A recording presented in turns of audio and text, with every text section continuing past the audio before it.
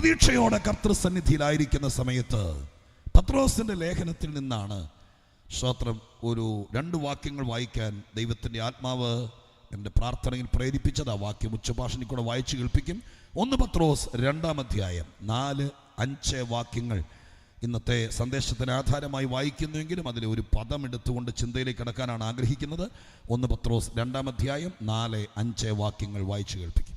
മനുഷ്യർ തള്ളിയതെങ്കിലും ദൈവസന്നിധിയിൽ ശ്രേഷ്ഠവും മാന്യവുമായ ജീവനുള്ള കല്ലായ അവന്റെ അടുക്കൽ വന്നിട്ട് നിങ്ങളും ജീവനുള്ള കല്ലുകൾ എന്ന പോലെ ആത്മിക ഗ്രഹമായി യേശു ക്രിസ്തു മുഖാന്തരം ദൈവത്തിന് പ്രസാദമുള്ള ആത്മീയ യാഗം കഴിപ്പാൻ തക്ക വിശുദ്ധ പുരോഹിത വർഗമാകേണ്ടതിന് പണിയപ്പെടുന്നു. മതി. വളരെ പ്രൗഢമായിരിക്കുന്ന 2 വാക്യങ്ങളാണ്. വിശിഷ്യാൽ വേദപുസ്തകത്തിന്റെ പ്രത്യേകത, വേദപുസ്തകം വിഷയാസ്പദമാണ്. ഏതെങ്കിലും ഐതിഹ്യങ്ങളോ ചരിത്രങ്ങളോ മാത്രം തട്ടിക്കൂട്ടി എഴുതിയിരിക്കുന്ന ഒരു ബൃഹത് ഗ്രന്ഥമല്ല ബൈബിള്. ബൈബിളിനകത്ത് എത്ര വിഷയങ്ങളുണ്ടെന്ന് പോലും ചിന്തനീയമാണ്. ഈ വാക്യം തന്നെ ഒരു പ്രഭാഷണ വേദിയിൽ വിഷയാസ്പദമായി ചിന്തിക്കുകയാണെങ്കിൽ സ്തോത്രം എത്ര വിഷയമാണെന്നറിയാമോ? ആദ്യത്തേത് തന്നെ എടുക്കാം. 1, 8, 9 വിഷയങ്ങൾ ഞാൻ ഈ വാക്യത്തെ ശ്രദ്ധിച്ചപ്പോൾ മനുഷ്യൻ അറിയേണ്ടത്, സഭ അറിയേണ്ടത്, ജനം അറിയേണ്ടതായിട്ട് ഇതിനകത്ത് കാണാൻ കഴിയുന്നു. ഈ വാക്യത്തെ വിഭജനം ചെയ്ത് ചിന്തിക്കുകയാണെങ്കിൽ ആദ്യത്തേത് മനുഷ്യൻ തള്ളിയതിനെക്കുറിച്ച് ഇവിടെ എഴുതപ്പെട്ടിട്ടുണ്ട്. വേദപുസ്തകത്തിനകത്ത് അനവധി ആളുകളെ മനുഷ്യൻ, സ്വന്തം വീട്ടുകാർ, ചാർച്ചക്കാർ, രക്തബന്ധങ്ങൾ, സഹോദരങ്ങൾ തള്ളിക്കളഞ്ഞു, ഭവനരഹിതരാക്കി, ഒറ്റപ്പെടുത്തി. പക്ഷെ ദൈവം അവരെ ഏറ്റെടുത്തു. സ്തോത്രം. സ്വർഗസ്ഥനായ ദൈവം മനുഷ്യൻ തള്ളിയതിനെ ഏറ്റെടുത്തത് നിമിത്തം ചില നാളുകൾ കഴിഞ്ഞപ്പോൾ തള്ളിയവരുടെ മുമ്പിൽ സ്തോത്രം മാനിച്ച ദൈവത്തിൻ്റെ ചരിത്രം ഈ പുസ്തകത്തിനകത്തുണ്ട്. ഇന്ന് രാത്രി എന്നോട് ദൈവം പറയാൻ പറഞ്ഞിരിക്കുന്ന ദൂതിന് പകരം ഒരു സഭായോഗമായിരുന്നെങ്കിൽ ആ ഒരു പദം മാത്രം എടുത്ത് 4 തെളിവോടെ പറഞ്ഞാൽ യോഗം തീർക്കായിരുന്നു. പക്ഷെ എന്നോട് ഇന്ന് രാത്രി അത് പറയാനല്ല പറഞ്ഞിരിക്കുന്നത്. ഒരുപക്ഷെ അത് പറഞ്ഞാൽ നിങ്ങൾക്ക് ആരാധിക്കാൻ പറ്റിയതിനെ, കുറച്ച് സന്തോഷമായനെ, ചിലർ കരഞ്ഞേനെ, ചിലർ തൃപ്തിയായനെ, നാളെ യോഗത്തിന് വരണമെന്ന് പറഞ്ഞ് പോയേനെ. സ്തോത്രം. പക്ഷേ ഈ രാത്രി അതിനേക്കാൾ ഉചിതം എല്ലാവർക്കും പ്രയോജനപ്പെടുന്ന മറ്റ് ചില വിഷയത്തിലേക്ക് വാക്യത്തിലൂടെ കടക്കാനാണ്. സ്തോത്രം. വീണ്ടും ആ വാക്യത്തിലേക്ക് നോക്കുമ്പോൾ കാണാൻ കഴിയുന്നത് ദൈവസന്നിധി എന്നൊരു വിഷയം അതിനകത്ത് നമുക്ക് അടർത്തിയെടുക്കാൻ പറ്റും. ആത്മീകരായിരിക്കുന്ന ആളുകൾ അറിയേണ്ട ഏറ്റവും പ്രധാനപ്പെട്ട വസ്തുതയാണ്.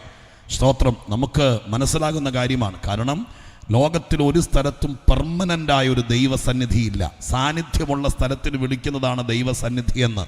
സ്തോത്രം. അതിന് നമുക്ക് പരിചിതമായൊരു വാക്യം ബൈബിളിലുണ്ട്. കൈപ്പണിയായ ക്ഷേത്രങ്ങളിൽ ദൈവം വസിക്കുന്നില്ല. നമ്മൾ മനോഹരമായിരിക്കുന്നൊരു വീട് 1,20,00,000 രൂപയ്ക്ക് പണിതിട്ട് അതിൻ്റെ മുകളിലത്തെ നിലയിൽ സ്തോത്രം ഏറ്റവും വലിയൊരു റൂം ദൈവത്തിനു വേണ്ടി എന്നും പറഞ്ഞ് പണിതിട്ടിട്ട് പിള്ളേരെ പോലും കയറ്റാതെ കാർപ്പറ്റ് വിരിച്ചിട്ടാലും വിചാരിക്കരുത് നമ്മുടെ ദൈവം അതിനകത്ത് കിടന്നുറങ്ങുന്നോ അതിനകത്ത് സിംഹാസനം ഇട്ടിരിക്കുമെന്നോ. ഒരു കെട്ടിടത്തിലും ദൈവം ഇരിക്കുകയല്ല.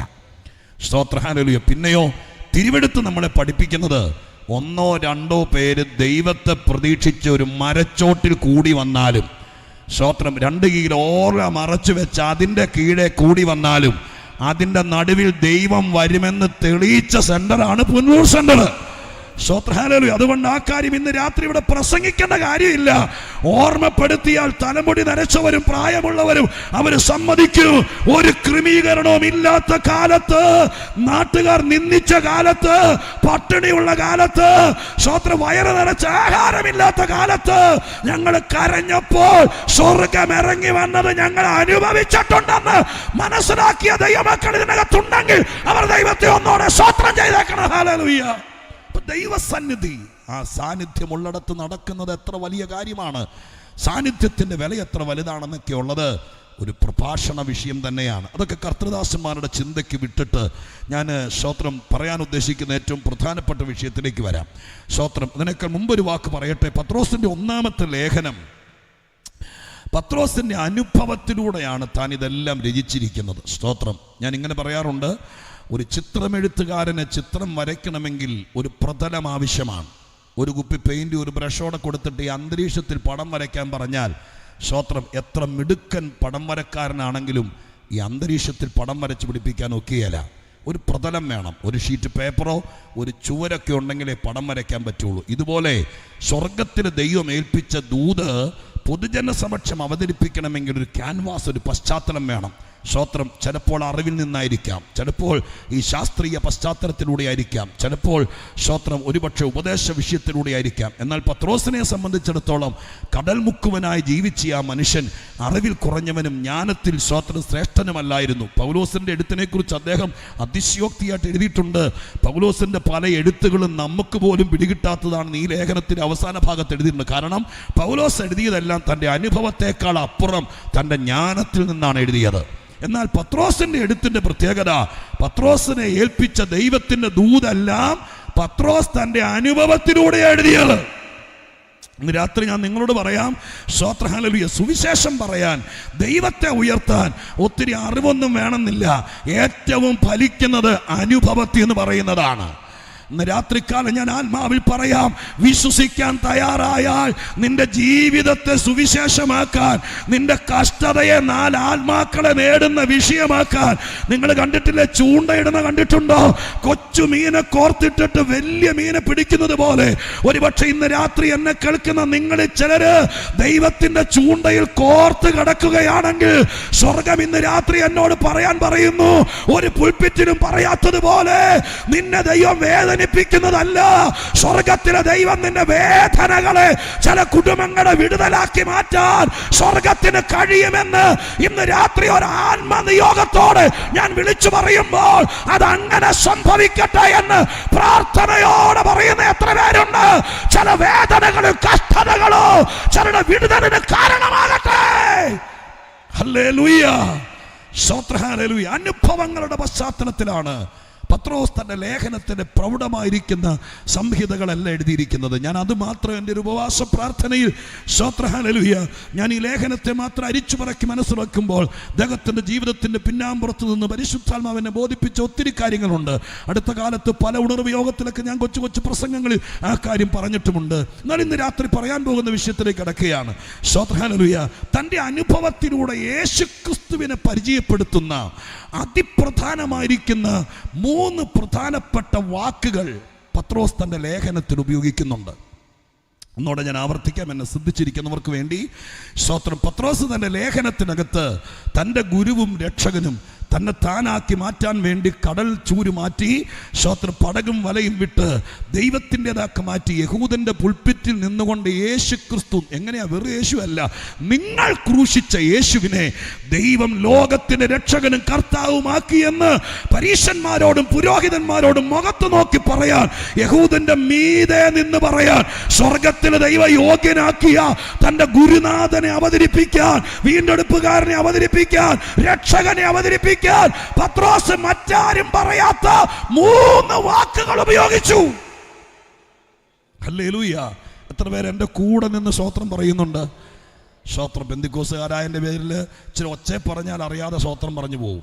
സ്തോത്രം. അങ്ങനെ ഒച്ചേ പറഞ്ഞ് സ്തോത്രം പറയിപ്പിക്കില്ല. ഇന്ന് രാത്രി ഞാൻ അങ്ങനെയൊക്കെ ചെയ്യുന്ന ആളാണ്, പക്ഷെ ഇവിടെ അത് ചെയ്യത്തില്ല. സ്തോത്രത്തിൻ്റെ കാരണം ഇന്ന് രാത്രി എന്നോട് പറയാൻ പറഞ്ഞിരിക്കൊരു ദൂതുണ്ട്, സമയത്തിന് ചുരുക്കമുണ്ട്. ഇത് രണ്ടും കൂടി പരിഗണിച്ചുകൊണ്ട് അറിഞ്ഞുകൊണ്ട് സ്തോത്രം പറയുവാണെങ്കിൽ മാത്രം പറയണം.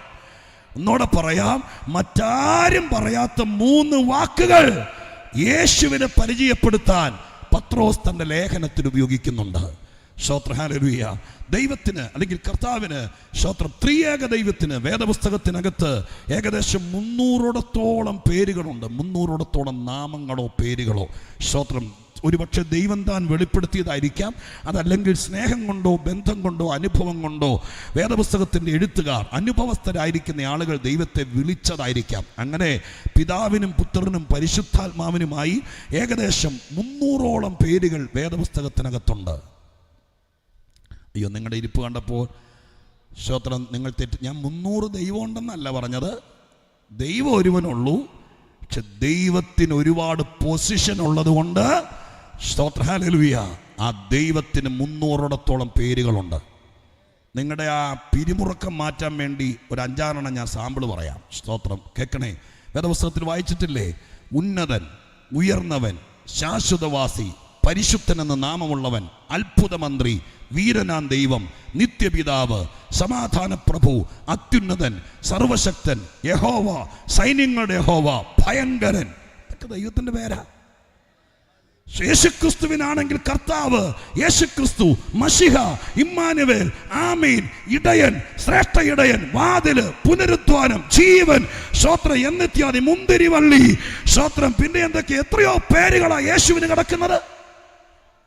ഇങ്ങനെ എല്ലാം കൂടി നമ്മളെല്ലാം കൂടി തപ്പിപ്പറയ്ക്കാൻ കിട്ടും 100 പേര്. പിന്നെ എല്ലാവരും കൂടി ആഴമായിട്ട് അന്വേഷിച്ചാൽ 300-ലധികം പേരുകൾ വേദപുസ്തകത്തിനകത്ത് ദൈവത്തിന്, ത്രിയേക ദൈവത്തിന് കൊടുത്തിട്ടുണ്ട്. എനിക്ക് തോന്നിയിട്ടുണ്ട് ദൈവത്തിന് പേരിട്ടതിൽ ഏറ്റവും മിടുക്കൻ പഴയ നിയമത്തിലെ ദാവീദായിരുന്നു എന്ന്. അദ്ദേഹം ഇട്ട പേരൊക്കെ ഗൂഗിൾ തപ്പി നമ്മുടെ പിള്ളേർക്ക് പേരിടും പോലെ ഇട്ടതല്ല. സ്തോത്രം. പല പേരുകളും അദ്ദേഹത്തിൻ്റെ അവരുടെയൊക്കെ അനുഭവത്തിൽ നിന്ന് ഇട്ടതാ. നിങ്ങൾ ഓർക്കുന്നുണ്ടോ? ദാവീദ് ദൈവത്തെ വിളിച്ച ചില പേരാണ്: എൻ്റെ പാറയായ ദൈവം, എൻ്റെ പരിചയായ ദൈവം. ഓർത്ത് നോക്കിയ സ്നേഹം കൂടിക്കൂടി നിങ്ങൾ സ്നേഹിക്കുന്ന ഒരാളെ പരിചയ പാറയെന്നൊക്കെ വിളിച്ചാൽ എന്തായിരിക്കും സ്ഥിതി? വൈകുന്നേരം ഈ പ്രസംഗം കേട്ട് വീട്ടിൽ ചെന്നിട്ട് അച്ചായനോട് പാറേ കഞ്ഞിവെള്ളം പെട്ടെന്ന് ചോദിച്ചാൽ, സ്തോത്രം, സൂക്ഷിച്ച് ചോദിക്കണം, അല്ലെങ്കിൽ ചിലപ്പോ പാറ, പരിച, പലക എന്നൊക്കെ ദൈവത്തെ വിളിച്ചിട്ടും ദൈവം പറഞ്ഞില്ല വിളിച്ചത് വിളിച്ചു, മേലിൽ വിളിക്കരുത് എന്ന് ദൈവം പറഞ്ഞില്ല. അതൊക്കെ ദൈവത്തിന്റെ പുസ്തകത്തിൽ രൂപരേഖകളാക്കി മാറ്റി. അതിൻ്റെ കാരണം എന്നാണെന്നറിയാമോ? ആരാണ്ടും പറഞ്ഞു കേട്ട് വിളിച്ചതല്ല. വല്യപ്പച്ചൻ വിളിച്ചത്, കൊച്ചുമക്കൾ വിളിച്ചതല്ല. ഇവരൊക്കെ അത് വിളിച്ചത് അവരുടെ അനുഭവത്തിൽ നിന്ന് വിളിച്ചതാണ്. വിശദീകരിക്കാൻ നേരമില്ലാത്തൊരു രാത്രിയാണെങ്കിലും ആവേശത്തോടെ സ്വർഗത്തിലെ ദൈവത്തെ വിളിക്കാൻ, സ്തോത്രം, കൊതിയേറിയിരിക്കുന്ന എൻ്റെ അപ്പാന്ന് വിളിക്കാൻ, രക്ഷകാന്ന് വിളിക്കാൻ പുസ്തകത്തിൽ പ്രിന്റ് ചെയ്തതുകൊണ്ടോ പാരമ്പര്യമായിട്ട് വിളിച്ചു പോകുന്നത് കൊണ്ടല്ല, അവനവന്റെ അനുഭവത്തിൽ നിന്നാണ് വിളിക്കുന്നത്. എൻ്റെ ദൈവം സൗഖ്യദായകനാണ്, എൻ്റെ ദൈവം രക്ഷകനാണ്, എൻ്റെ ദൈവം പരിചയാണ് എന്ന് വിളിക്കുന്നത് അനുഭവത്തിൽ നിന്നാണ് വിളിക്കുന്നത്. ഇന്ന് രാത്രികാലം നിങ്ങൾ പ്രാർത്ഥിച്ചുകൊണ്ടിരുന്നു. നിങ്ങൾ നിൽക്കുന്ന തീച്ചൂളക്കകത്ത് നിന്നുകൊണ്ട് നിന്റെ ദൈവത്തെ വിളിക്കാൻ നിനക്കൊരു പുതിയ പേര് അനുഭവത്തിൽ നിന്ന് തരാൻ സ്വർഗത്തിലെ ദൈവം വിശ്വസ്തനാണ്. ഇന്ന് രാത്രികാലം അനുഭവത്തിൽ നിന്ന് എൻ്റെ ദൈവം ആരാണെന്ന് എന്നോട് ആരും പറയണ്ട. ഞാൻ അവനെ അനുഭവിച്ചിട്ടുണ്ടെന്ന് വിശ്വസിക്കുന്ന ദൈവമക്കളോട് പറയാം, 2024 അനുഭവത്തിൽ നിന്ന് വിളിക്കാൻ സ്വർഗ നിന്നെ അനുവദിക്കട്ടെ. ഞാൻ ആത്മാവിൽ ഇത് പറയുമ്പോൾ നിന്റെ കുഞ്ഞിന്റെ വിഷയമാകട്ടെ, കുടുംബത്തിന്റെ വിഷയമാകട്ടെ, ഏതൊരു വിഷയമാണെങ്കിലും നാഥ, എന്റെ എന്റെ സ്വന്തം എക്സ്പീരിയൻസിൽ നിന്ന് എന്റെ ദൈവം എനിക്ക് ഇത് ചെയ്തു തന്നു എന്ന് ഉറപ്പോടെ പറയാൻ സ്വർഗം എനിക്കൊരു അനുഭവം തരണമെന്ന് ആ തീച്ചൂളക്കകത്ത് നിൽക്കുന്നവർ ഇന്ന് രാത്രി പ്രാർത്ഥിച്ചുകൊണ്ടിരുന്നത് കേൾക്കുന്ന കൂടെ ഞാൻ ആത്മീക വെളിപ്പാടാ പറയുന്നത്. സ്വർഗം നിനക്ക് ദൈവം വിളിക്കാൻ ഒരനുഭവം. ഹല്ലേലൂയ. ആരോടൊക്കെയോ സ്വർഗം ഇന്ന് രാത്രി ഒരുപക്ഷെ ഓൺലൈനിലായിരിക്കും. പുനരൂർ അനുഗ്രഹിക്കപ്പെട്ട സഭയുടെ മുറ്റത്ത് തടിച്ചുകൂടിയിരിക്കുന്ന നിങ്ങൾക്കിത് വേണ്ടെങ്കിൽ ഈ ദൂത് ഓൺലൈൻകാർ കൊണ്ടുപോകും. അതുകൊണ്ട് ഇന്ന് രാത്രികാലം നിങ്ങൾ എത്ര പേര് വിശ്വസിക്കുന്നു? എത്ര ലോക്കൽ സഭകൾ വിശ്വസിക്കുന്നു?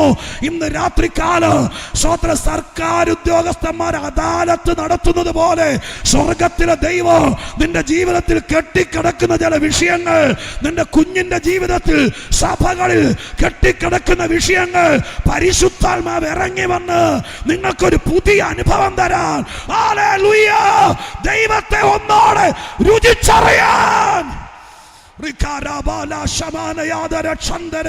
യേശുവിന്റെ നാമത്തിൽ ഒറ്റപ്പെട്ടവർ എന്നെ കേൾക്കുന്നുണ്ടോ? ഏറെ സങ്കടമുള്ളവർ എന്നെ കേൾക്കുന്നുണ്ടോ? ഏതോ നീചന്മാർ കള്ള കേസ് കൊടുത്ത് നിന്നെ പുറത്ത് വിടത്തില്ലെന്ന് വെല്ലുവിളിച്ച് നിന്റെ കാലിൽ ചങ്ങലയില്ല, പക്ഷേ ആമത്തിലിട്ടതുപോലെ നിന്റെ യാത്രകളെ പോലും ബന്ധിച്ചിരിക്കുന്നുണ്ടോ? എങ്കിൽ ഇന്ന് രാത്രി സ്വർഗം പറയുന്നു നിനക്കൊരു അനുഭവം തരാൻ ഈ രാത്രി ദൈവം തീരുമാനിച്ചിരിക്കുക. ഈ വർഷത്തെ പുനലൂർ കൺവെൻഷനിൽ വിശ്വസിക്കുന്നവർക്ക് വേണ്ടി സ്വർഗത്തിലെ ദൈവം ഒരു പഴയ പാട്ട് തരാനല്ല, പഴയ കഥ കേൾക്കാനല്ല, ഒരു പുതിയ അനുഭവം തരാൻ രക്തത്താലെ ജയമെടുത്തുകൊണ്ട് പറയാ, വിശ്വാസ ജീവിതത്തിൽ 40 വർഷം പിന്നിട്ടവരെ, 50 വർഷം പിന്നിട്ടവരെ, 48 വർഷം പിന്നിട്ടവരെ, ഇതുവരെ അനുഭവിക്കാത്ത രീതിയിൽ ദൈവത്തെ ഒന്ന് അനുഭവിച്ചറിയണമെന്ന്, ദൈവത്തെ ഒന്ന് അടുത്തറിയണമെന്ന് പ്രാർത്ഥിക്കുന്നവരുണ്ടെങ്കിൽ ആ വിഷയങ്ങൾ ഇന്ന് രാത്രി പുതിയ അനുഭവങ്ങൾക്ക് വഴിമാറട്ടെ. ദൈവം അത് ചെയ്യുമെന്ന് വിശ്വസിക്കുന്നവർ ദൈവത്തിന് നന്ദിയോടെ സ്തോത്രം ചെയ്യട്ടെ. ഹല്ലേലൂയ, സ്തോത്രം ചെയ്യുന്നു. ഹല്ലേലൂയ. ഇവരൊക്കെ അനുഭവത്തിൽ നിന്നാ പേര് വിളിച്ചത്. ഇവിടെ പത്രോസ് കർത്താവിനെ വിളിച്ചിരിക്കുന്ന പേരാണ്. 2-ാം അധ്യായത്തിന് 4-ാമത്തെ വാക്യത്തിൽ വായിക്കുന്നു, ശ്രേഷ്ഠവും മാന്യവുമായ ജീവനുള്ള കല്ലായ അതിന്റെ അടുക്കലെന്നല്ല, അവന്റെ അടുക്കൽ. സ്തോത്രം. ഹല്ലേലൂയ. ജീവനുള്ള കല്ല്, മറ്റാരും പറയാത്തൊരു പരിചയപ്പെടുത്തൽ. ഇത് പത്രോസിന്റെ അനുഭവത്തിൽ നിന്നാണ്. എനിക്ക് പത്രോസിന്റെ അനുഭവത്തെ തെളിയിച്ചു കൊണ്ടുവരാൻ പറ്റുമെന്ന് എനിക്കറിയില്ല, എങ്കിലും ഞാൻ മാക്സിമം ശ്രമിക്കാം. സ്തോത്രം. ഹല്ലേലൂയ. യേശുക്രിസ്തുവിനെ അവതരിപ്പിക്കുന്നു ഒരു വസ്തുവായിട്ടല്ല, ഒരു വ്യക്തിയായിട്ട്, പേഴ്സണാലിറ്റി കൊടുത്താണ് ആ കല്ലിനെ അവതരിപ്പിക്കുന്നത്. അതുകൊണ്ടാണ് എഴുതിയത് ജീവനുള്ള കല്ലായ അത് എന്നല്ല, അവൻ. അപ്പൊ ഇവിടെ ഒന്നാമത് യേശുവിനെ അവതരിപ്പിക്കുന്നു ജീവനുള്ള കല്ല്. അവിടെയാണ് എൻ്റെ പ്രസംഗത്തിൻ്റെ പ്രസക്തമായ ഭാഗം കിടക്കുന്നത്. സ്തോത്രം. അതിലേക്ക് ഞാൻ ഒരു 5 മിനിറ്റെങ്കിലും തിരിച്ചോടി വരാം. എന്നാൽ സ്തോത്രം 3 വാക്കുണ്ടെന്ന് പറഞ്ഞല്ലോ, 2-ാമത്തതും കൂടി ഒന്ന് പരിചയപ്പെടുത്താം. കാരണം സ്തോത്രം ഇനി ഈ പ്രസംഗം ഒന്നോടെ ഇവിടെ വന്ന് പ്രസംഗിക്കാൻ പറ്റിയല്ലോ, അതുകൊണ്ട് അങ്ങ് പറഞ്ഞ് തീർക്കാം, എന്നിട്ട് ഈ വാക്യത്തിലേക്ക് തിരിച്ചു വരാം. 2-ാമത് പത്രോസ് തൻ്റെ രക്ഷകനെ അവതരിപ്പിക്കുന്നത് ഈ അധ്യായത്തിന്റെ 25-ാം വാക്യത്തിലാണ്. 25-ാം വാക്യം ഒന്ന് നോക്കാമോ? 25-ാം വാക്യം, നിങ്ങൾ തെറ്റി ഉഴലുന്ന ആടുകളെ പോലെ ആയിരുന്നു. അടുത്തത്, ഇപ്പോഴോ നിങ്ങളുടെ ആത്മാക്കളുടെ ഇടയൻ. അടുത്ത വാക്ക് ആത്മാക്കളുടെ ഇടയനും അടുത്തത് അധ്യക്ഷനുമായവങ്കലേക്ക് മടങ്ങി വന്നിരിക്കുന്നു. സ്തോത്രം. മറ്റാരും പറയാത്ത ഒരു പരിചയപ്പെടുത്തൽ നമ്മുടെ കർത്താവിനെ, യേശുവിനെ പത്രോസ് അവതരിപ്പിക്കുകയാണ്. പണ്ട് നിങ്ങൾ തെറ്റി ഉഴലുന്ന ആടുകളായിരുന്നു. ഇപ്പോഴത്തെ ഗുണം എന്താ? സ്തോത്രം. ഇപ്പോഴത്തെ പ്രത്യേകത, നിങ്ങൾ ഇന്ന വിഭാഗത്തിലാണ്, ഇന്ന കൂട്ടരാന്നൊന്നുമല്ല വിഷയം. പിന്നെയോ, ഇപ്പോൾ അധ്യക്ഷന്റെ അടുക്കലേക്ക് മടങ്ങി വന്നിരിക്കുന്നു. അധ്യക്ഷൻ. വേറെ ആരും യേശുവിനെ പഴയ നിയമ പുതിയ നിയമ ഭാഗങ്ങളിൽ അധ്യക്ഷൻ എന്ന പേരിൽ, ഇടയനെന്നൊക്കെ പലരും പറഞ്ഞിട്ടുണ്ട്, രക്ഷകനെന്നും വിടുതൽ തരുന്നവനൊക്കെ. പക്ഷെ അധ്യക്ഷൻ വേറെ ആരും പറഞ്ഞിട്ടില്ല. സ്തോത്ര. ഹല്ലേലൂയ. യേശുവിനെ അവതരിപ്പിക്കുകയാണ് അദ്ദേഹത്തിന്റെ അനുഭവത്തിൽ നിന്ന്. യേശുക്രിസ്തു അധ്യക്ഷനാണ്. അധ്യക്ഷൻ എന്ന് പറഞ്ഞാൽ സാധാരണക്കാർക്ക് പോലും പരിചിതമായിരിക്കുന്നൊരു വാക്കാണ്. സ്തോത്രം. വീട് വിട്ട് പുറത്തിറങ്ങാതെ, ആരുമായിട്ട് സമ്പർക്കമില്ലാതെ, കൂട്ടായ്മയും പ്രാർത്ഥനയും യോഗവും ഒന്നും കാണാത്തവർക്ക് ഒരുപക്ഷെ പിടികിട്ടിയല്ല. പക്ഷെ ഒരു യോഗത്തിലൊക്കെ പങ്കെടുക്കുന്നവർക്കറിയാം അധ്യക്ഷൻ ആരാണ്. ഇന്ന് രാത്രി ഈ യോഗത്തിന് അനുഗ്രഹിക്കപ്പെട്ടൊരു അധ്യക്ഷനുണ്ട്. സ്തോത്രം. ഞാൻ ബൈബിളിലെ കാര്യമല്ല പറയുന്നത്, ഈ രാത്രിയിലെ യോഗത്തിൻ്റെ കാര്യമാണ് പറയുന്നത്, മനസ്സിലാകാൻ വേണ്ടി. പ്രൗഢമായ രീതിയിൽ ഈ യോഗത്തെ അധ്യക്ഷ സ്ഥാനത്തിരിക്കുന്നത് ആദ്യം ഞാൻ ഓർപ്പിച്ചതുപോലെ ക്രിസ്തുവിൽ എൻ്റെ സ്നേഹിതനായിരിക്കുന്ന പാസ്റ്റർ ബിജു പനന്തോപ്പാണ്. വളരെ ചടുലതയോടെ, കൃത്യനിഷ്ഠതയോടെ അധ്യക്ഷ സ്ഥാനത്തിരുന്നു കൊണ്ട് ആ കാര്യം നിർവഹിക്കുക. നിങ്ങൾ ഓർത്ത് നോക്കി, ഈ കാര്യം ഒന്ന് മനസ്സിലാക്കാൻ വേണ്ടി. രാത്രി യോഗത്തിന് അധ്യക്ഷൻ ഇല്ലാതിരുന്നെങ്കിൽ ഇതിൻ്റെ ഗതി എന്താവുമായിരുന്നു? അത് അറിയണമെങ്കിൽ വലിയ ശവാടക്കനൊക്കെ പോകണം. അധ്യക്ഷൻ 2-3 അധ്യക്ഷൻ ഉണ്ടായിട്ട് ശവം ഉണങ്ങിയാൽ പോലും അടക്കാൻ കിട്ടിയാൽ, പാൻ്റെ പിടിച്ച് വലിക്കുന്ന അധ്യക്ഷന്മാരുണ്ടായിട്ട് പോലും സ്വതന്ത്രം അറിയാലോ, എന്നിട്ട് പോലും സമയത്ത് നേരത്ത് നിൽക്കുകയല്ല. അപ്പോൾ ഒരു അധ്യക്ഷനുണ്ടെങ്കിൽ അതിൻ്റെ ഗുണം ഞാൻ സിമ്പിളായിട്ട് പറഞ്ഞു തരാം. എല്ലാത്തിനും ഒരു അടുക്കും ചിട്ടയുണ്ടാവും, അല്ലേ? ഒരുപക്ഷെ ഇതിൻ്റെ ചുമതലപ്പെട്ടവരൊക്കെ വൈകുന്നേരം വരെ ഇവിടെ നിന്നിട്ട് അവർ വീട്ടിൽ പോയി ഒരുങ്ങിയൊക്കെ വന്നപ്പോഴത്തേക്ക് 5-10 മിനിറ്റൊക്കെ ലേറ്റായി കാണും. പക്ഷെ അധ്യക്ഷൻ കൃത്യസമയത്ത് ഇവിടെ എത്തും. എത്ര മണിക്ക് പ്രാർത്ഥിച്ചു തുടങ്ങണം, ആര്, ഒരുപക്ഷെ ഇതൊരു സെൻട്രൽ കൺവെൻഷൻ ആയതിൻ്റെ പേരിൽ ഇതിൻ്റെ പ്രോഗ്രാം കമ്മിറ്റി ഇതെല്ലാം പ്രിന്റ് ചെയ്ത് എല്ലാം തയ്യാറാക്കി വെച്ചിരിക്കാമെന്ന് എനിക്കറിയാം. എങ്കിലും ആ കാര്യം മനസ്സിലാക്കാൻ വേണ്ടി പറയാം. ആര് ഇവിടെ പ്രാർത്ഥിക്കണം, എത്ര പാട്ട് പാടണം, എത്ര നേരം പാടണം, എപ്പോ പാടണം, അത് കഴിയുമ്പോൾ ആരൊക്കെ പ്രാർത്ഥിക്കണം, സ്വോത്രകാഴ്ച എപ്പോൾ എടുക്കണം, പ്രസംഗികനെ എപ്പോൾ വിളിക്കണം, എപ്പോൾ ഈ യോഗം നിർത്തണം, ഇതെല്ലാം തീരുമാനിച്ച് അതിന്റെ ചരട് പിടിക്കുന്നത് ഈ അധ്യക്ഷനാണ്. സ്വോത്രം മനസ്സിലായോ? യേശുക്രിസ്തുവിനെ ജീവിതത്തിൽ കിട്ടിയാൽ സ്തോത്രം, ആരാധിക്കാൻ ഒരു ആരാധനാമൂർത്തിയോ കാണാൻ കൊള്ളാവുന്ന ഒരു സുന്ദര രൂപനയോ കിട്ടിയെന്നുള്ളതല്ല വിഷയം. പിന്നെയോ ആരുടെ കുടുംബത്തിൽ യേശു കയറിയോ ആ കുടുംബത്തിനൊരു അധ്യക്ഷനുണ്ടായി. ഹല്ലേലൂയ. ഇന്ന് രാത്രി പെന്തിക്കോസിലാണെങ്കിലും പുറത്താണെങ്കിലും ഒരുപാട് പ്രാർത്ഥിച്ച്, നാടറിഞ്ഞോ നാടറിയാതെയോ നാട് വിട്ട് ദൂരെ പോയി പ്രാർത്ഥനാ കൂടാരങ്ങളിലൊക്കെ പോയി രഹസ്യത്തിനും പരസ്യത്തിനും പ്രാർത്ഥിച്ചിട്ട് ഒരു ഗതിയും പിടിക്കാത്ത ആരെങ്കിലും ഉണ്ടെങ്കിൽ പച്ചയ്ക്ക് പറയുക, രക്ഷപ്പെടാനുള്ള മാർഗം പറഞ്ഞു തരാം, യേശുവിനെ അധ്യക്ഷനാക്കണം. ഹല്ലേലൂയ. യേശുവിനെ അറിയാന്ന് പറയുകയല്ല, യേശുവിനെ അറിയുന്നവരെ കൂട്ടരെ അറിയാന്ന് പറയുകയല്ല, യേശുവിന്റെ ദാസന്മാരെ അറിയാന്ന് പറയുകയല്ല. ജീവിതത്തിൽ യേശു അധ്യക്ഷനായാൽ ജീവിതത്തിനൊരു ക്രമീകരണം വരും. ജീവിതത്തിനൊരു ക്രമീകരണം വരും. സ്തോത്രം. അത്രയ്ക്ക് കരുത്തനാണ് അധ്യക്ഷൻ. ഞാൻ പറഞ്ഞാൽ ഇതൊക്കെ അനുഭവത്തിൽ നിന്ന് അദ്ദേഹം പറയുന്നത്. നിങ്ങൾ ഓർക്കുന്നില്ലേ? കടലുമായിട്ട് മുമ്പിലിരിക്കുന്ന കുഞ്ഞുങ്ങളുടെ പ്രായം മുതൽ കടലിനോട് മല്ലടിച്ച് കടലിന്റെ സകല പൾസും അറിയാവുന്ന, ചാകരയും തിരയിളക്കവും മീനുള്ള ദിവസവും മീനില്ലാത്ത ദിവസമൊക്കെ നന്നായി അറിയാവുന്ന കടൽ മുക്കുവനായിരിക്കുന്ന പത്രോസും കൂട്ടരും ഒരു രാത്രി മുഴുവൻ വല വീശിയിട്ട് ഒരു ചെറുമീൻ പോലും കിട്ടാത്ത രാത്രിയുടെ പ്രഭാതത്തിൽ ഈ പറയുന്ന കർത്താവ് പടകിനകത്തേക്ക് വന്ന് കയറി. വിനീത മനസ്സുള്ളവനായി അപേക്ഷയാചകനെ പോലെ അടുത്ത് വന്നിട്ട് ചോദിച്ചു, പടകൊരൽപ്പം വെള്ളത്തിലേക്ക് ഒരു അപരിചിതനെ പോലെ നീക്കിയിടാമെന്ന് ചോദിച്ചു. നീക്കിയിട്ടു. അല്പസമയം വചനം പറഞ്ഞതിന് ശേഷം കർത്താവ് യേശു ക്രിസ്തു ആ പടകിനകത്തൊരു അധ്യക്ഷനെ പോലെ എഴുന്നേറ്റിട്ട് പറഞ്ഞു, ആഴത്തിലേക്ക് നീക്കി വലയെറിയ. ഹല്ലേലൂയ. സ്തോത്രം ചെയ്യുന്നു. ഹല്ലേലൂയ. 250 കൊല്ലത്തെ വല്യപ്പച്ചന്റെ കാലം മുതൽ കടലുമായിട്ട് പഴക്കമുണ്ടെന്ന് പറയുന്നതിനേക്കാൾ അധ്യക്ഷൻ പറയുന്നത് അനുസരിക്കുന്നതാണ് എനിക്ക് വിജയമെന്ന് വിശ്വസിക്കുന്നവർ ഇന്ന് രാത്രി എവിടെയെങ്കിലും നിന്ന് ഈ വഴിയോരത്ത് നിന്നാണെങ്കിലും കേൾക്കുന്നുണ്ടെങ്കിൽ ഇന്ന് രാത്രി നിന്റെ രാത്രിയാണ്. സ്വർഗം ഇന്ന് രാത്രി പറയുന്നു, നിന്റെ ഗതി തിരിച്ചുവിടുന്ന രാത്രിയാണ്, നിന്റെ പട്ടിണി മാറുന്ന രാത്രിയാണ്, നിന്റെ അപജയങ്ങൾ തീരുന്ന രാത്രിയാണ്, നിന്റെ തകർച്ച മാറുന്ന രാത്രിയാണ്. കഠിനാധ്വാനത്തിന് ഫലം കാണത്തക്ക രീതിയിൽ യേശു അധ്യക്ഷനായാൽ ആരോടൊക്കെയോ ദൈവത്തിന്റെ ആത്മാവ് ഇന്ന് രാത്രി ശക്തമായി പറയുന്നു, ഒരധ്യക്ഷനില്ലാതെ ആത്മീകം കളിക്കരുത്. ഞാൻ ആ വാക്ക് തന്നെ ഉപയോഗിക്കുക. ഒരധ്യക്ഷനില്ലാതെ ആത്മീകം അഭിനയിക്കരുത്.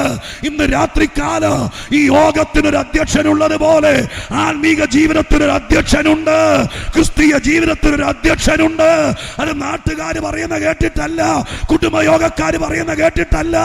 എന്റെ അധ്യക്ഷൻ എന്ത് പറയുന്നു അവൻ പറയുന്നതാണ് എനിക്ക് വലുത്. അത് അതത് സമയത്ത് ചെയ്താൽ ജീവിതം ഭംഗിയാകും.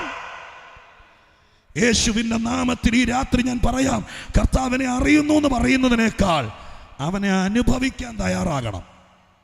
ഞാനിത് പറയുമ്പോൾ അവസാനം പ്രാർത്ഥിക്കാനൊക്കെ ചിലപ്പോൾ ഒത്തുന്നിരിക്കുകയല്ല, കാരണം വചനം പറഞ്ഞ് തീരെയല്ല. അതുകൊണ്ട് ഇന്ന് രാത്രി ഇപ്പോഴേ ഇത് കേൾക്കുമ്പോൾ പ്രാർത്ഥിച്ചോളണം, കർത്താവേ ഞാൻ എന്തോ ആവർത്തിച്ച് പറയുന്നു, ഇന്ന് രാത്രിക്കാലം നിങ്ങളുടെ കുഞ്ഞുങ്ങൾ, പ്രായമെത്തിയവർ, കുടുംബസ്ഥരായി ദൂരത്തെവിടെയോ ജീവിക്കുന്നവർ, അവരുടെ വിഷയങ്ങളിൽ മനം നൊന്തിരിക്കുന്ന ആരെങ്കിലും ഉണ്ടെങ്കിൽ നിങ്ങൾ പറയണം, എൻ്റെ കുഞ്ഞിൻ്റെ കുടുംബത്തിൻ്റെ അധ്യക്ഷനായി ഇന്ന സ്ഥലത്ത് ദൈവം ഇറങ്ങണം. അവരെന്നെ പോലെ പ്രാർത്ഥിക്കുന്നവരൊന്നും അല്ല, പക്ഷെ ദൈവമേ, എൻ്റെ കർത്താവേ, നീ അവരുടെ അധ്യക്ഷനാകണം. ശൂന്യമായ പടകുമായി നിൽക്കുന്ന ഏത് രാജ്യത്താന്ന് എനിക്കറിയില്ല, ദൈവം പറയുന്നു അതിന്റെ അധ്യക്ഷനായി മാറിയാൽ ശൂന്യതയോടെ മടങ്ങേണ്ടി വരില്ല, ദൈവം നിറച്ചു മടക്കും. ദൈവം അത് ചെയ്യാൻ വിശ്വസ്തനായ ദൈവമാണ്. ഹല്ലേലൂയ. എന്നെ കേൾക്കുന്ന പ്രിയപ്പെട്ടവരെ, ഒരു കുടുംബത്തിന്റെയോ ജീവിതത്തിന്റെയോ അധ്യക്ഷനായി കർത്താവ് വന്നാൽ കംപ്ലീറ്റ് കൺട്രോളും കർത്താവിനാ. പിന്നെ കർത്താവാണ് നിശ്ചയിക്കുന്നത്. ഒരു തെളിവോടെ പറയാം, ആ ഭാഗത്ത് എവിടെയൊക്കെ ദൈവത്തിന്റെ ദൂത് കിടക്കുന്നത് കൊണ്ട്.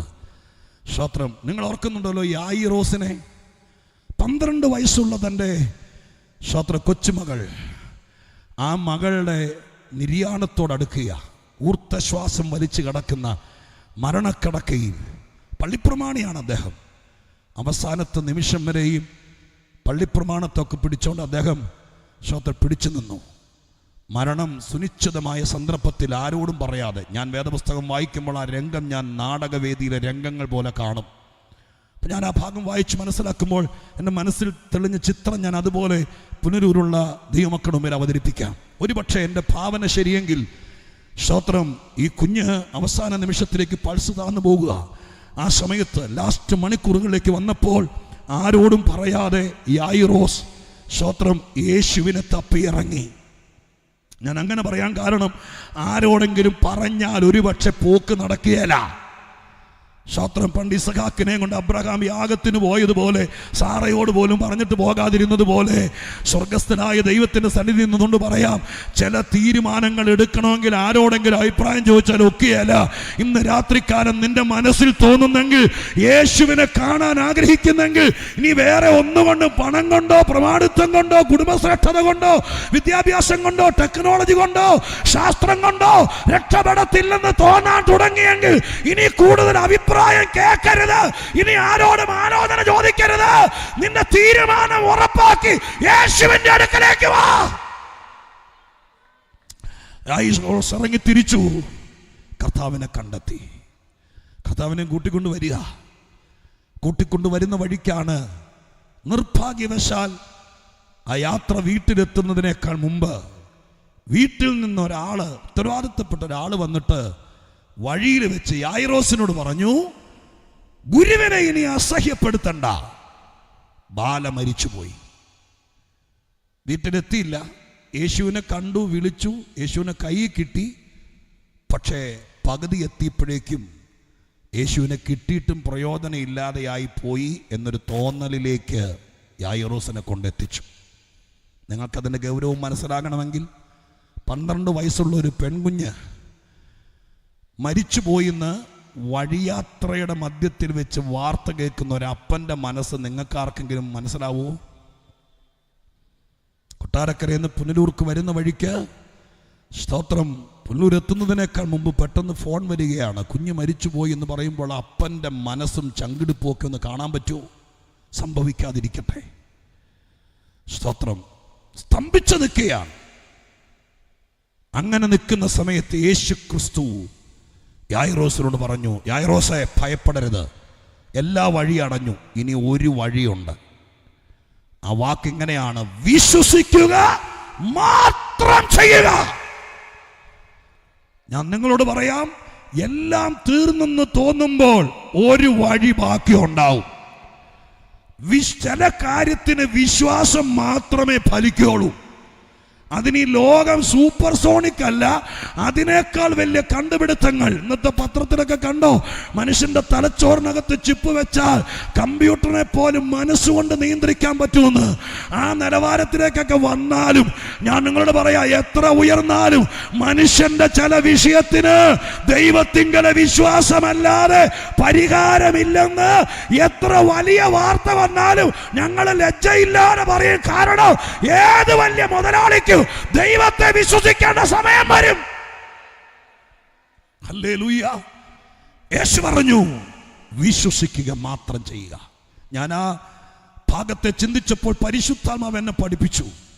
എന്നെ ശ്രദ്ധിച്ചു കേട്ടോ. ഇന്ന് രാത്രി അവസാന ഭാഗത്തേക്ക് എത്തിയ ഞാൻ. സ്തോത്രം, ഹല്ലേലൂയ. ശ്രദ്ധിക്കൂ, സ്തോത്രം. ഇവിടെ വരെയും, ഈ യാത്രയിൽ ഇവിടെ വരെയും യായിറോസ് യേശുവിനെ കൊണ്ട് വന്നു, ഇവിടെ വരെ. പക്ഷെ കുഞ്ഞു മരിച്ചു എന്ന വാർത്ത കേട്ടതോടുകൂടെ യായിറോസ് സ്തംഭിച്ചു. സന്ധികൾ, നാടിഞരമ്പുകൾ തളർന്നുപോയി. അവിടെ മുതൽ അങ്ങോട്ട് യായിറോസ് യേശുവിനെ കൊണ്ടല്ല, യേശു യായിറോസിനെ കൊണ്ട് പോവുക. ഇന്ന് രാത്രിക്കാലം ഞാൻ പരിശുദ്ധാത്മാവിൽ നിങ്ങൾക്ക് നേരെ വില ചൂണ്ടി പറയാം, താങ്ങാനാവാത്ത വേദന കൊണ്ടാണ് ഇന്ന് രാത്രിക്കാലം ഈ വെള്ളമേക്കട്ടിയുള്ള പന്തലിന് കീഴെ വന്നില്ലെങ്കിലും ഈ പരിസരത്ത് എവിടെയെങ്കിലും വണ്ടിയിലിരുന്ന കേൾക്കുന്നതെങ്കിലും ഇന്ന് രാത്രി ഇവിടെ വരെ നീ യേശുവിനെ ശ്രോത്ര കൂട്ടിക്കൊണ്ട് വന്നു കാണും. പക്ഷെ ഇവിടം മുതൽ നീ മനസ്സ് വെച്ചാൽ നിന്നെ കൊണ്ട് യേശു നടക്കുന്നൊരു ജീവിതമുണ്ട്. ജീവിതത്തിന്റെ രണ്ടാം പകുതിയിലേക്ക് ഇന്ന് രാത്രി ആരെയൊക്കെയോ സ്വർഗം പിടിച്ചു കയറ്റുകയാ. യേശു എന്നോട് പറയുന്നു, നീ മടുത്തു കാണൂ, നീ തോറ്റു കാണൂ, നീ തീർന്നു കാണൂ, നീ അവസാനിപ്പിച്ചു കാണൂ, നീ തളർന്നു കാണും. പക്ഷേ യേശു നിന്നെ വിടുകയില്ല.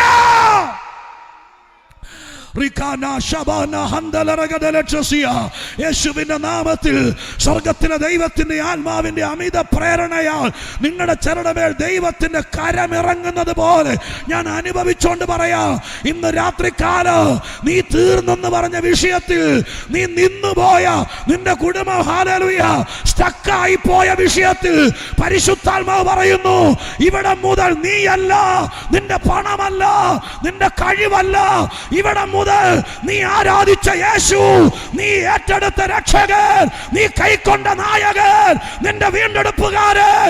ജനുവരി 31 രാത്രി ഓർത്തിരിക്കാൻ എളുപ്പമുള്ള രാത്രി, ഇന്ന് രാത്രി അലറിക്കരഞ്ഞോണ്ട് ഞാൻ മടുത്തു ദൈവമേ, മരിക്കാൻ എനിക്ക് ഭയമാണ്, ഇനി എന്താ വേണ്ടെന്ന് എനിക്കറിയില്ല എന്ന് ദൈവത്തോട് കരയുന്ന ആരോടോ സ്വർഗം പറയുന്നു.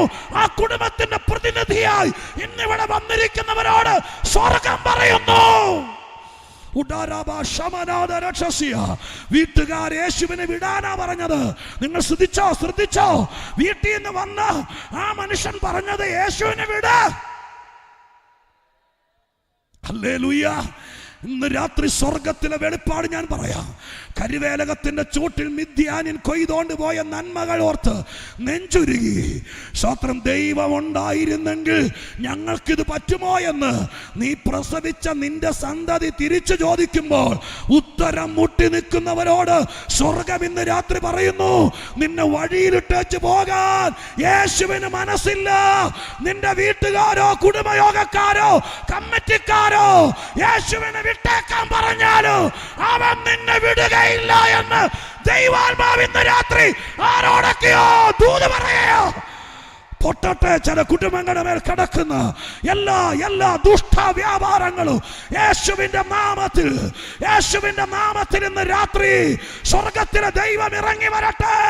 ഞാൻ ആദ്യം പറഞ്ഞതുപോലെ എന്റെ ഹൃദയത്തിൽ കിട്ടിയ വെളിപ്പാട് പോലെ ദൈവത്തിന്റെ വചനം ചില വിഷയങ്ങളിൽ കയറട്ടെ. യേശുവിന്റെ നാമത്തിൽ ഇപ്പോൾ അത് സംഭവിക്കട്ടെ. യേശുവിന്റെ നാമത്തിൽ വിശ്വസിച്ചു ദൈവത്തോട് നന്ദി പറഞ്ഞേ ഒരുമിച്ച് ദൈവത്തോട് സ്തോത്രം പറഞ്ഞേ. ഇന്ന് രാത്രി ഒരത്ഭുത രാത്രിയാണ്.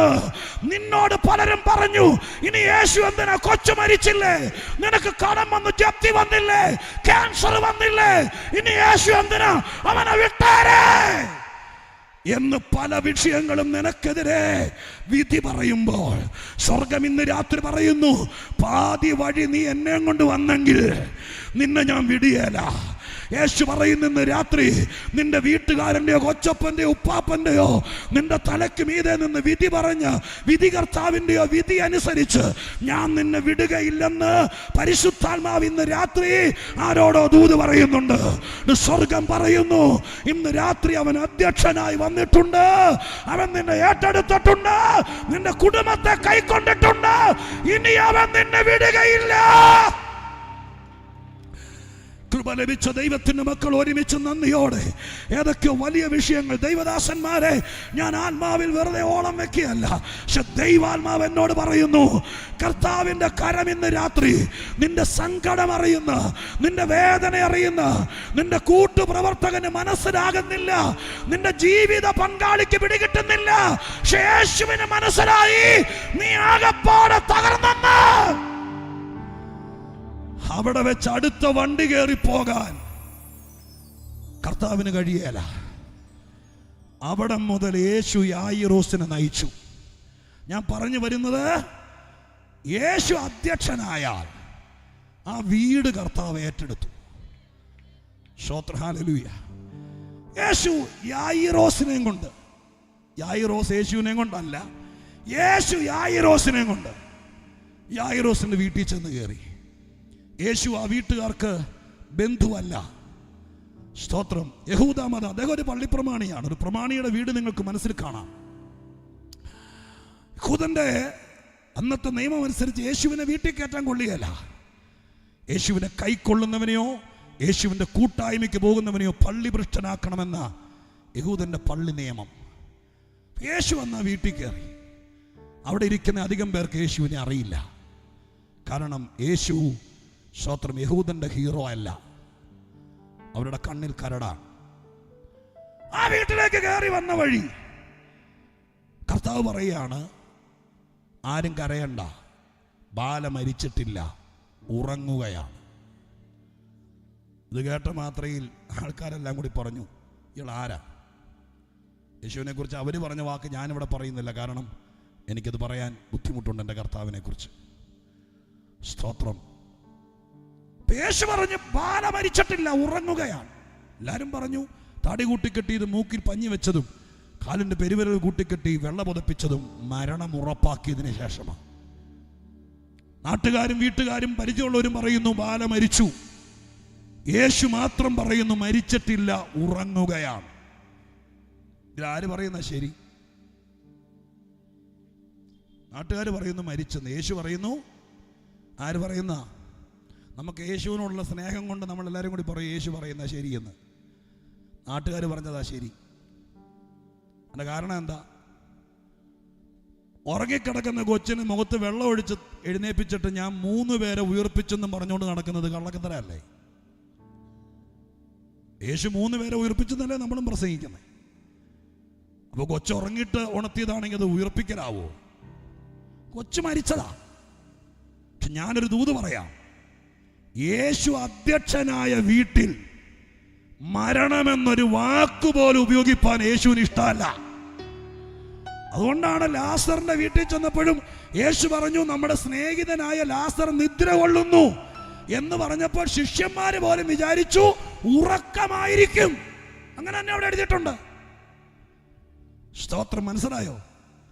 നീ ചാവുന്നതിനേക്കാവുമ്പോൾ റീത്ത് വെക്കാൻ തയ്യാറായിരിക്കുന്നവർ നിന്റെ വീട്ടിൽ കാണും.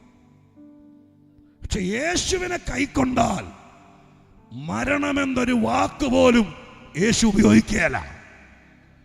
സ്തോത്ര. ഹല്ലേലൂയ.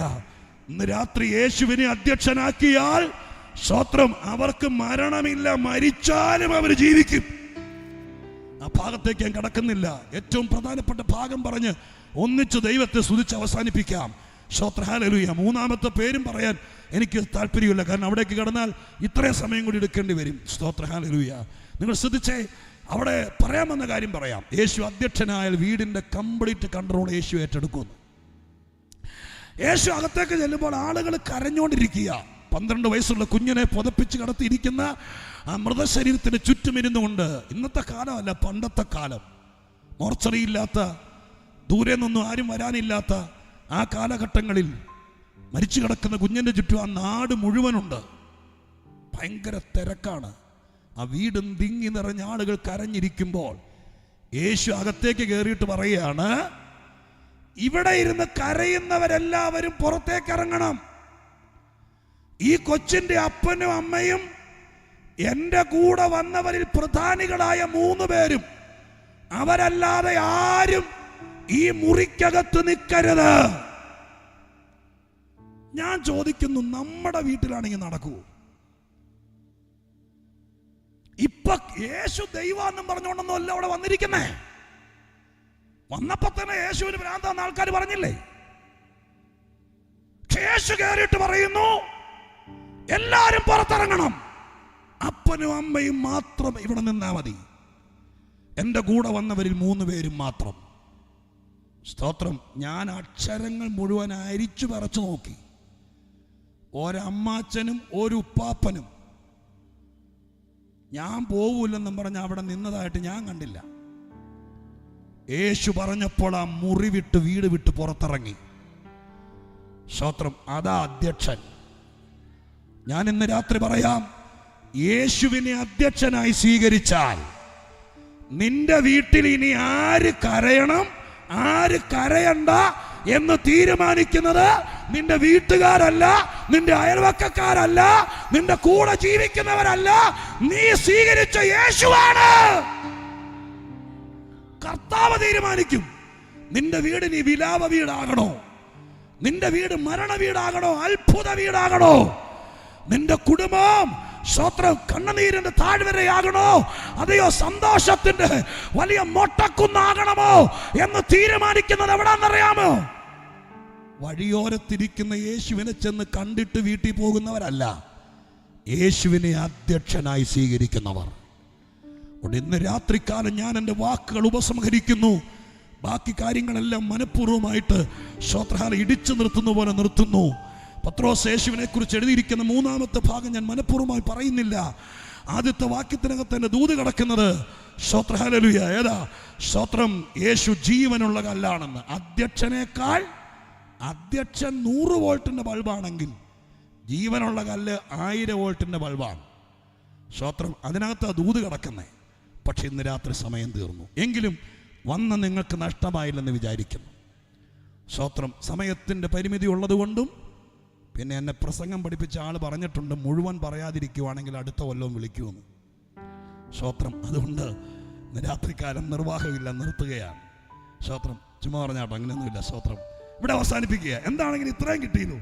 ശ്രോത്രം യേശു അധ്യക്ഷനായാൽ നിന്റെ കുടുംബത്തിൻ്റെ സ്ഥിതി മാറും. ഇനി നിന്റെ വീട്ടിൽ ആര് വരണം, ആര് വരരുത്, ആര് കരയണം, ആര് കരയരുത്, ഇത് തീരുമാനിക്കുന്നത് യേശു ആയിരിക്കും. അങ്ങനെ ഒരു ക്രിസ്തീയ ജീവിതമുണ്ട്. യേശു അധ്യക്ഷനാകുന്ന ഒരു ക്രിസ്തീയ ജീവിതം. അങ്ങനെ ഒരു ജീവിതം എനിക്ക് വേണമെന്ന് ആഗ്രഹിക്കുന്ന എത്ര പേരുണ്ട്? അവരെ ഇന്ന് രാത്രി പ്രാർത്ഥിച്ച് അനുഗ്രഹിക്കാൻ എൻ്റെ അകത്ത് പ്രേരണയുണ്ട്. അവർക്ക് വേണ്ടി മാത്രം പ്രാർത്ഥിക്കാം. നിങ്ങൾ ഇതോടെ കേൾക്കണം, നിങ്ങളിത് വിശ്വസിക്കുകയാണെങ്കിൽ കേൾക്കണം.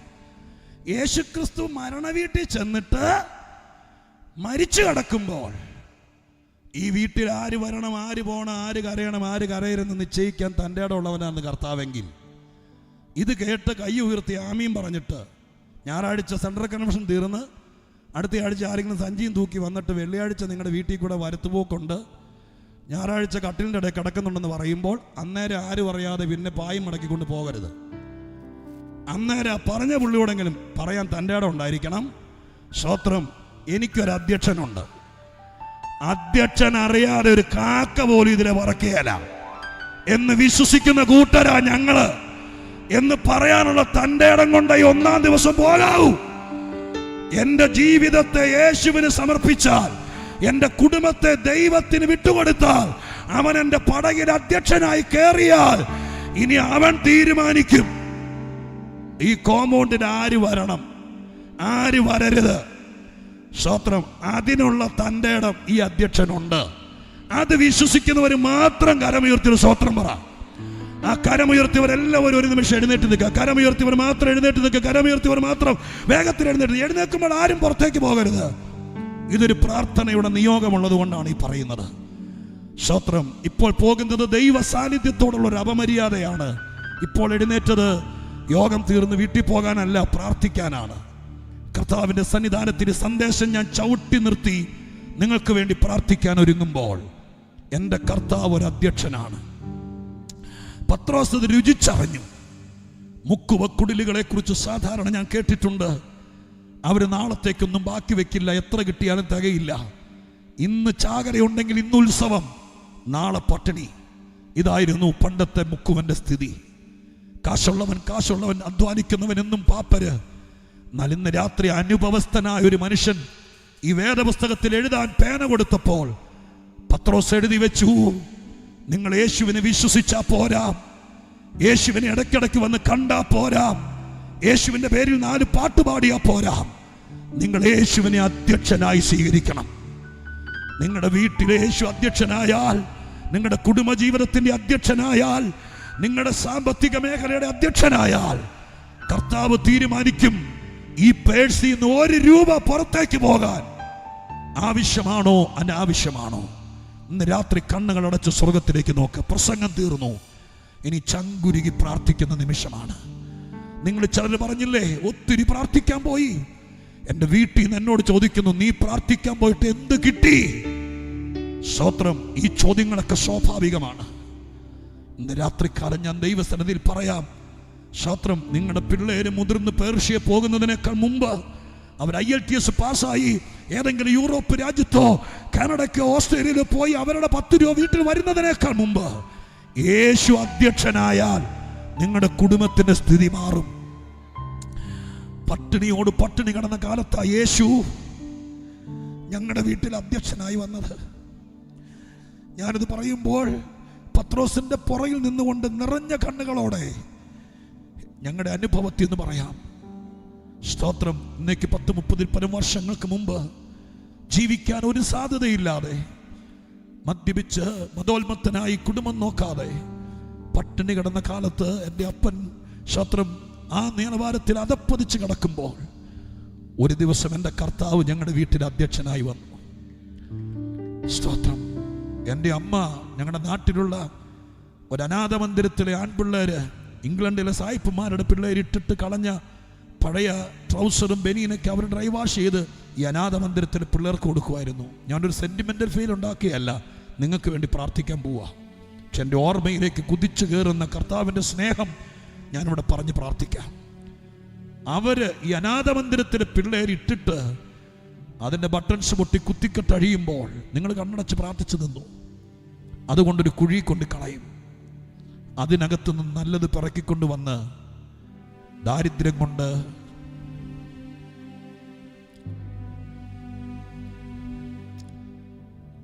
കാരവെള്ളത്തിൽ തിളപ്പിച്ച് അത് കഴുകി തുന്നിക്കെട്ടി ഞങ്ങൾ ഇടിച്ചിട്ടുണ്ട്. അങ്ങനെ ജീവിതം പടുകുടി കിടക്കുമ്പോഴാണ് യേശു അധ്യക്ഷനായി വന്നത്. എൻ്റെ അപ്പന് മാറ്റം വന്നു.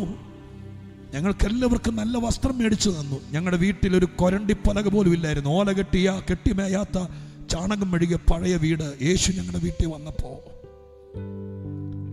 ഞങ്ങളുടെ വീട്ടിൽ 4-5 കസേരകൾ, പ്ലാസ്റ്റിക് വെള്ളി കെട്ടിയ കസേരകൾ വാങ്ങിച്ചു. ഞങ്ങൾ ഒന്നിച്ച് യാത്ര ചെയ്യാൻ തുടങ്ങി. എൻ്റെ അപ്പനും അമ്മയും ഞങ്ങളും കൂടെ ഞങ്ങൾ ഒരുമിച്ച് ഒന്നിച്ചിരിക്കുക പോലും ഇല്ലായിരുന്നു. നാട്ടുകാർ മുഴുവൻ അന്ന് പറഞ്ഞ് പാട്ടാക്കിയ ഒരു കാര്യമുണ്ട്. പെന്തിക്കോസിൽ ചേർന്നപ്പോൾ സായിപ്പ് പൈസ കൊടുക്കുന്നത് കൊണ്ടാ പുതിയ വസ്ത്രം മേടിച്ചത്, കസേര മേടിച്ചതെന്ന്. ഞാൻ ഇന്ന് രാത്രി ദൈവത്തെ സാക്ഷി നിർത്തി പറയാം, സായിപ്പിനെയൊക്കെ ഞാൻ കണ്ടത് ഈ കുമ്പനാട്ട് പഠിക്കാൻ വന്നതിന് ശേഷം ആരും ഞങ്ങളെ സഹായിച്ചിട്ടില്ല. പക്ഷെ സത്യം പറയുന്നത് വിശ്വസിക്കാൻ മനസ്സുണ്ടെങ്കിൽ യേശു അധ്യക്ഷനായാൽ നിന്റെ ഉള്ള വരുമാനം കൊണ്ട് നിന്റെ രാജകീയമായി ജീവിപ്പിക്കാൻ നിനക്ക് 10,000 രൂപയോ ശമ്പളമുള്ളെങ്കിലും 12,000 രൂപയോ വരുമാനമുള്ളെങ്കിലും എന്റെ കർത്താവ് അധ്യക്ഷനായാൽ, ഞാൻ അടുത്ത കാലത്തൊന്നും എന്റെ സാക്ഷ്യത്തിലേക്ക് എത്തി നോക്കാറില്ല, പറഞ്ഞാൽ ഞാൻ തകർന്നു പോകുമെന്നറിയാം. എന്നിട്ടും ഇന്ന് രാത്രി ആർക്കോ വേണ്ടി നാണക്കേട് എനിക്കില്ലെങ്കിലും കുറേം കൂടി കരഞ്ഞോണ്ട് പറയുക, നീ ഇന്ന് രാത്രി യേശുവിനെ അറിയാമെന്നും പറഞ്ഞ് യോഗം കഴിഞ്ഞു പോകരുത്. നിന്റെ ജീവിതത്തിന്റെ അധ്യക്ഷനാക്കണം.